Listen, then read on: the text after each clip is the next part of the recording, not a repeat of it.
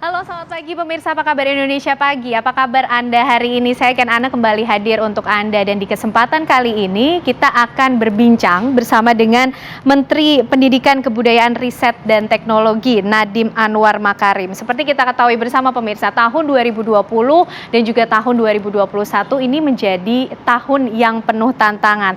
Nah, tapi Kementerian Pendidikan Kebudayaan Riset dan juga Teknologi ini terus memastikan peningkatan kualitas pembelajaran ini bisa tetap berjalan sekaligus memastikan terpenuhinya kebutuhan guru melalui rekrutmen guru aparatur sipil negara atau ASN, pegawai pemerintah dengan perjanjian kerja atau PPPK.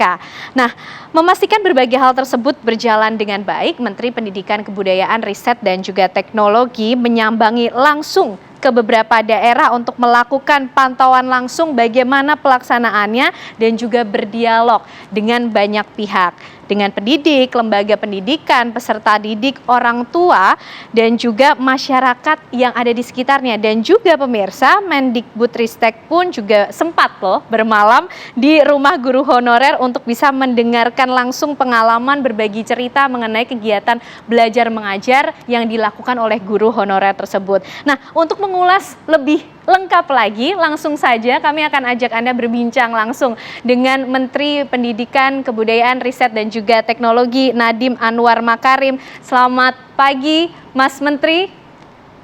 Selamat pagi, Mbak Ken. Apa kabar? Sehat juga Mas Menteri ya? Sehat, alhamdulillah. Alhamdulillah. Nah, Mas Menteri, berbicara mengenai kabar Merdeka Belajar, bagaimana sih sejauh ini hasil pemantauan Mas Menteri sendiri tentang kegiatan pembelajaran tatap muka terbatas yang sudah mulai dilakukan di beberapa titik, di beberapa daerah yang juga dikunjungi ya oleh Mas Menteri beberapa waktu terakhir?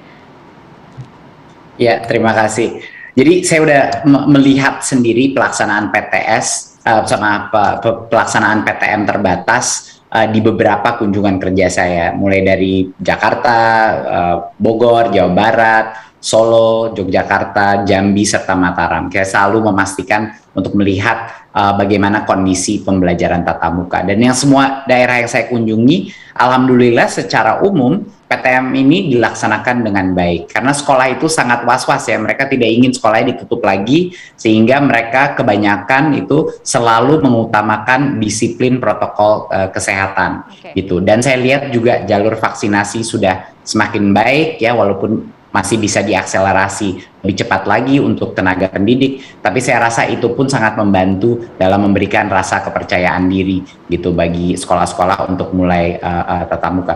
Dan satu hal yang membuat saya dan tim kami di Kemendikbud luar biasa semangatnya adalah melihat wajah-wajah ceria untuk pertama kalinya murid-murid SD, SMP, SMA, SMK yang pertama kali bisa bertemu lagi dengan temannya, dengan gurunya, dan berinteraksi. Dan dari semua yang saya interview, saya bicara dengan banyak sekali murid-murid di situ, mereka itu selalu mengeluhkan bahwa penyerapan mereka pada saat melaksanakan PJJ itu sama sekali tidak optimal. Nah, karena itu saya luar biasa senangnya melihat bahwa ada keterpihakan kepada murid dalam kebijakan ini, dan saya ingin apresiasi bagi Pemda-Pemda yang sudah melaksanakan tatap muka secepat mungkin, begitu. Jadi itu mungkin yang beberapa aspirasi yang saya tampung, dan itulah kenapa selama setahun ini kami perjuangkan terus untuk ayo kita harus tatap muka. Kondisi psikologis anak, learning loss sudah gawat darurat di seluruh Indonesia. Jadi ini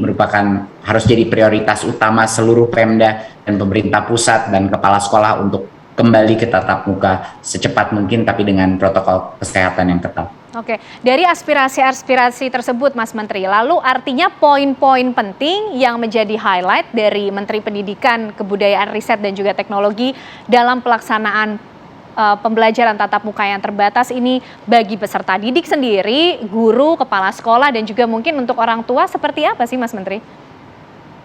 Ya, yang sudah jelas adalah mayoritas ya, bisa dibilang sampai dengan 80% daripada masyarakat sudah sangat menginginkan tatap muka. Itu sudah dari semua polling yang kita analisa, kita melihat opini dari orang tua, dari murid, dan bahkan dari guru-guru, semuanya menginginkan sekolah tatap muka dilaksanakan secepat mungkin. Jadi memang persepsinya sudah dari mayoritas daripada masyarakat kita mungkin sudah sangat frustrasi dengan terus belajar dari rumah yang mungkin punya tantangan yang luar biasa dari sisi internet, konektivitas, dan lain-lain. Menurut saya poin yang sangat penting berdasarkan aspirasi masyarakat adalah agar semua termasuk pemerintah daerah untuk menyadari bahwa krisis pembelajaran ini kalau tidak kita atasi segera bisa berdampak permanen. Saat ini hanya 55% daripada sekolah yang sudah melaksanakan tatap muka. Padahal masih ada 45% lagi yang sudah boleh tatap muka, yang masih belum melakukan tatap muka.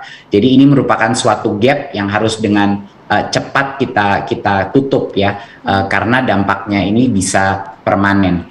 Poin utamanya yang terpenting untuk orang tua adalah bahwa mereka adalah garda depan kesehatan dan keamanan anak-anak mereka. Jadi orang tua melalui komite sekolah dan berbagai macam instansi harus berperan aktif untuk memastikan dan memonitor bahwa sekolahnya itu benar-benar melaksanakan protokol kesehatan dengan tepat. Nah, Mas Menteri, kita beralih mungkin membahas mengenai asesmen nasional yang ini juga sempat dilakukan tinjauan langsung oleh Mas Menteri ke beberapa titik. Nah, apakah pelaksanaan asesmen nasional ini juga sudah sesuai sih dengan konsep yang diharapkan dari Kementerian Pendidikan, Kebudayaan, Riset, dan juga Teknologi?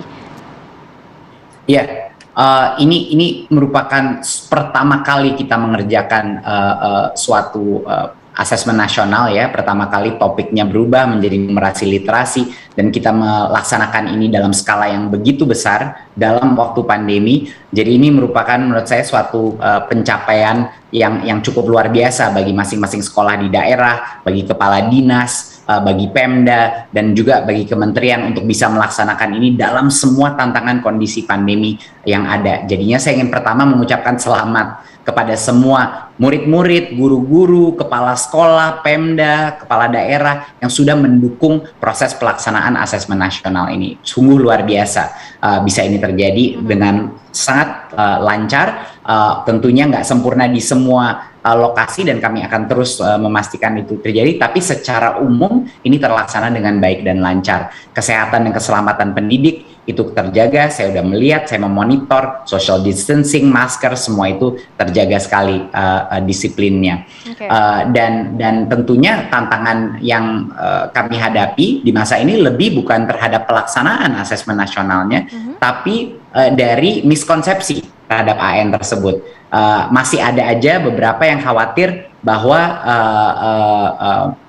mengenai murid yang harus mempersiapkan diri untuk AN atau orang tuanya stres, nanti akan ada dampak untuk muridnya. Tapi ini alhamdulillah sudah kita jelaskan kepada semua pihak dan instansi bahwa ini adalah pemotretan mutu sekolah. Tidak ada hubungannya dengan individu, bahkan nggak semua anak di dalam angkatan tersebut akan mengikuti tes AN karena kita cukup mendapatkan minimum jumlah yang secara statistik akan merepresentasikan mutu pendidikan dalam AN tersebut.